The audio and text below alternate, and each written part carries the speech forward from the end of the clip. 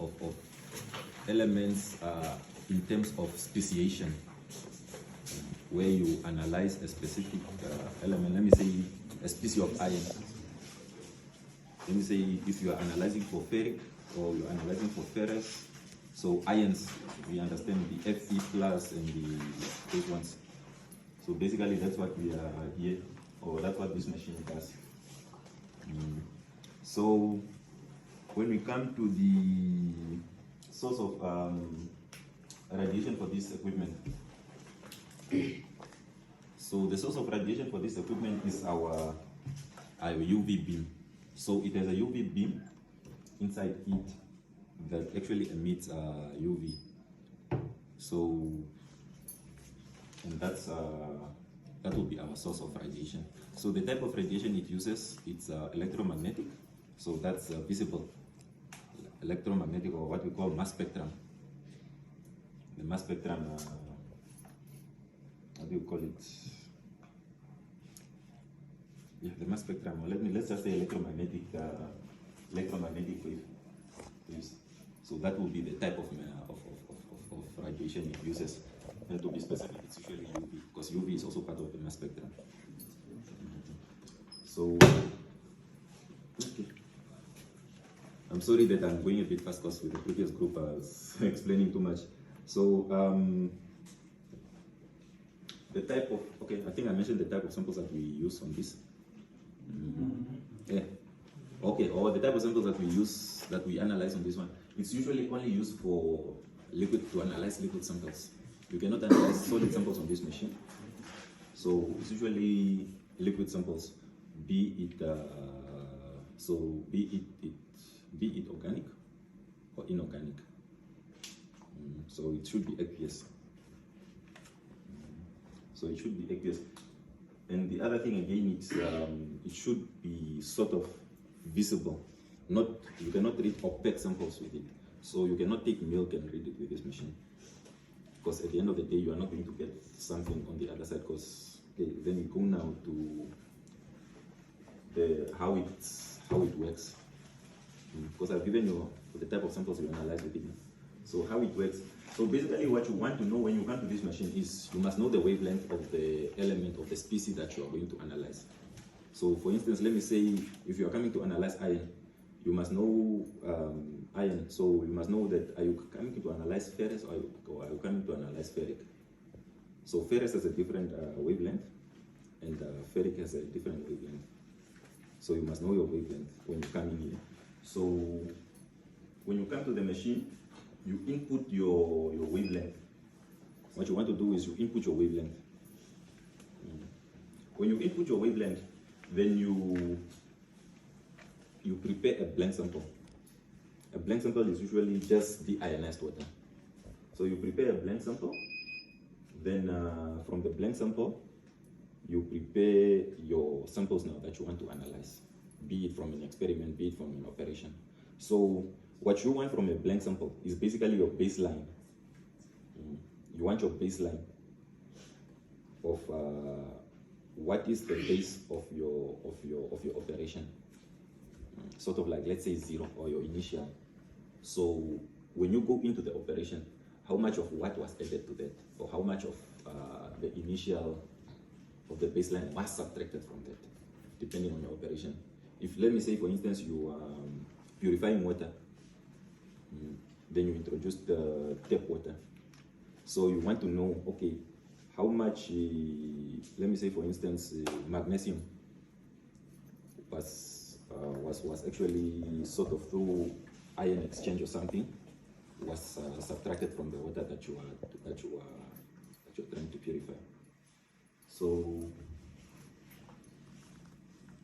basically that's what you do with this machine. So basically what it does, it has a beam on one side that passes UV light through the sample.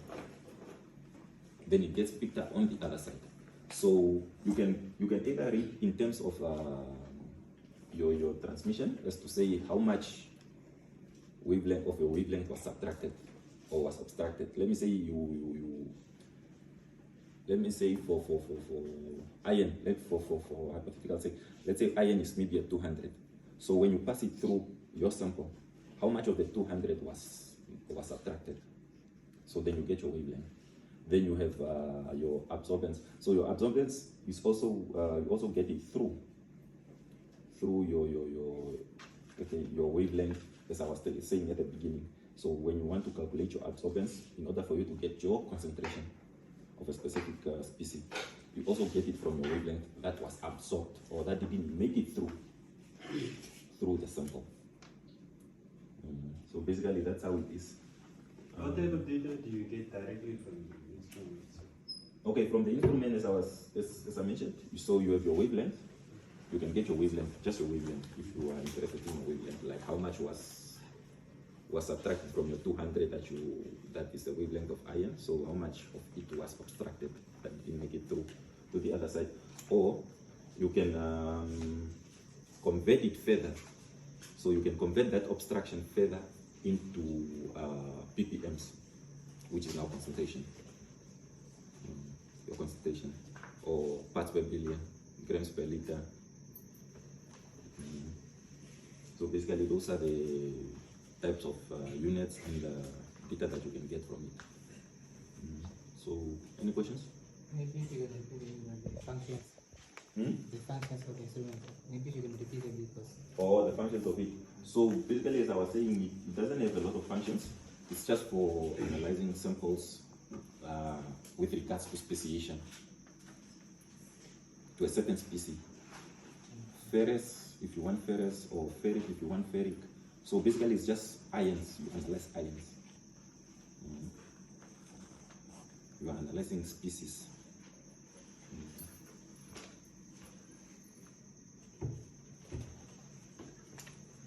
Any other question?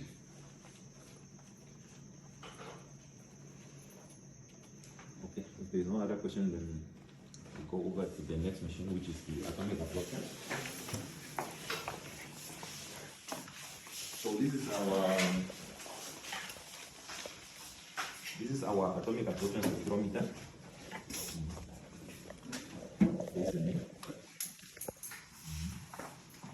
So the main function of this element, of this equipment, is basically to analyze samples that are in aqueous form. So your sample needs to be in aqueous form in order for you to analyze it. So that will be the function of it. So its source of radiation, when it comes to the source of radiation, we have what we call a hollow cathode lamp. Radiation, we have what we call a hollow cathode lamp. So this is your hollow cathode lamp. So what your hollow cathode lamp uses is the type of radiation it uses. It uses the same as the other one. It uses light, of which light is part of the electromagnetic spectrum, or the mass spectrum.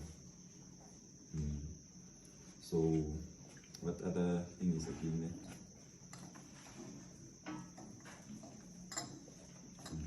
So for this machine, okay, just to go to the functions of it. So what you do with this machine is you analyze mostly base metals and oxides.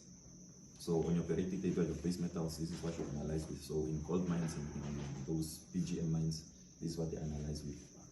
So then we come to the type of samples analyzed. As I mentioned earlier, you analyze aqueous samples. There's no other sample that you can analyze here. So it should be inorganic aqueous samples. There's no other sample that you can analyze with this. So the type of data you get out of this one is you get basically you get the concentration of a specific element or specific base metal or specific oxide in your sample. So the units that you get is usually ppms also, in parts per billion, depending on your operation. Sir, in terms of like the solid materials, like the solid metals, so how can you do it in order for you to know its structure or something? You need to melt it first, and that's when you put it in aqueous. Then Okay, so basically, because this was just specific to the instrument, so that's another part of it on its own where you have what we call sample preparation for AAS. So basically, what you do, we usually use a method called digestion. So 3-type acid digestion or 4-type acid digestion, depending on the type of sample that you are digesting. But that's a whole topic on its own. So in order for you to turn your sample into liquid, you need to digest it. So digestion is basically just introducing acid. If you have silica, if you have silica, you digest your sample in hydrofluoric acid, because hydrofluoric acid can actually dissolve silica. If you have, let me say, your inorganic metals or so, then you do it in nitric, or you do it in sulfuric acid, or you do it in hydrochloric acid. So that's a preparation part. Let's say that we have gold. How do we prepare gold? Or in order for it to be in aqueous. Mm-hmm. So with gold, usually what we do with gold, you have to do acid digestion. So there is a specific acid mixture that we call aquaregia, which is a combination of nitric acid and hydrochloric acid. So that's what you actually use to digest your acid and put it in aqueous form, so you can bring it over to the machine. So that's a preparation part. All right, thank you. So you need to digest in order for you to bring it to the machine. But what you bring here, it should be aqueous. Okay. I think, did I mention the type of data that you get from here? So your concentration, so you get your concentrations. That's the data you get in your concentration for base metals and for oxides. So and you get that in ppms, and you get it in ppbs, which you can convert into molarities and moles and so on. So basically how it works, so you would have, usually use 2 types of gases for this machine. You have nitrous and you have acetylene. So your nitrous is for your oxide and your acetylene is for base metals. So what you do is you introduce your gas, then what you have here is what we call a torch. So you turn your torch on and ensure that your flame is blue, because the blue part of the flame, that's the hottest. And the reason why we are saying that is because when we are going to introduce our sample, we want it to be atomized in this way. So when you come to, so we have turned on our machine, so with the gases, so then we come into sample aspiration or sample introduction. So when you introduce a sample, there's this part that we call a nebulizer. So what happens in your nebulizer is that your sample is vaporized, so it's turned into gaseous form. So when it's in gaseous form, it rises, then it comes out in this line here. So it will meet a flame here. So when it meets the flame, specifically that blue part of the flame, it becomes atomized. It becomes atomized. So then on the other hand, you have your halocathode lamp. This halocathode lamp is specific to a certain element. So it only gives out a wavelength of a specific element. So let me say for this one is copper. So if you want to analyze copper in your sample, so your light that is going to be emitted from halocathode lamp is only going to absorb to be specific to copper.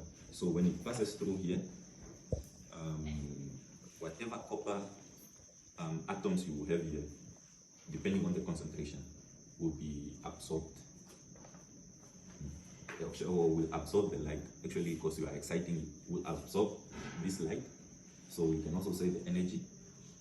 So it will absorb the light that is going to come from a halocathode lamp. Then on the other hand, you have a detector. So on your detector here, it's going to actually sort of give you the amount of light that was not absorbed. So it's sort of like a subtraction method. So when it does that, so because you have 100% here passing, then it passes through your atomized sample, then you get probably, let me say, 60% light intensity in this side. So your light intensity gets converted here now by you have your detector here, then you have your monochromator here, then it gets now converted into the ppms and the ppbs that you want, so that you can display it on a computer. So basically that's what you get.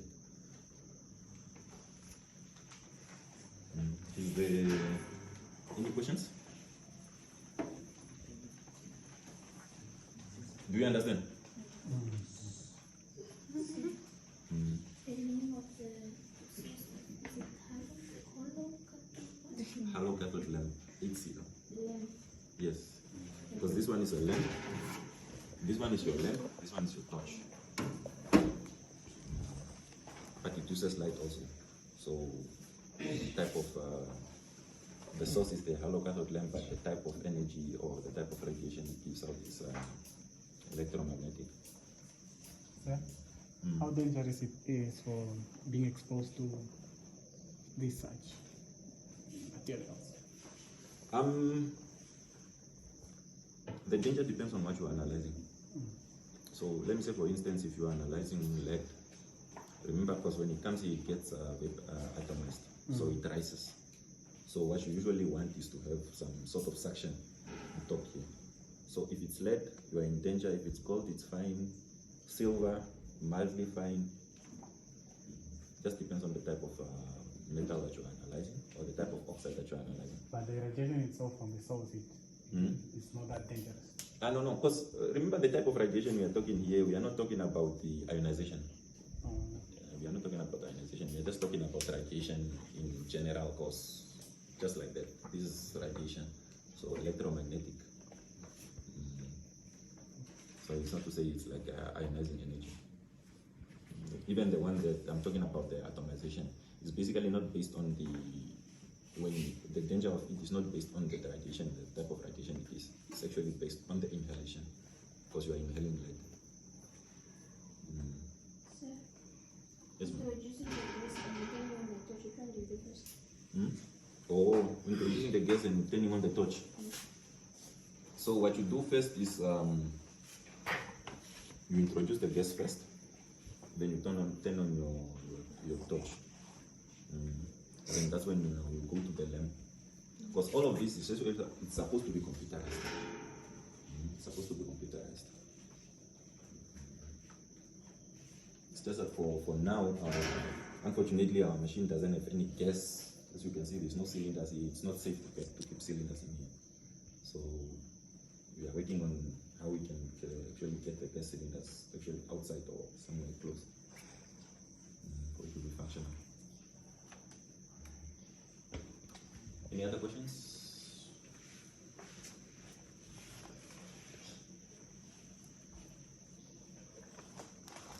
What is that on the type of radiation? EM. The source.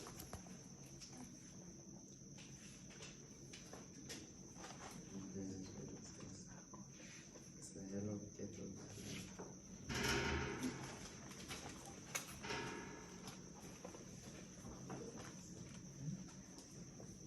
So when you atomize and when you atomize your sample and your hollow cathode lamp is what happens?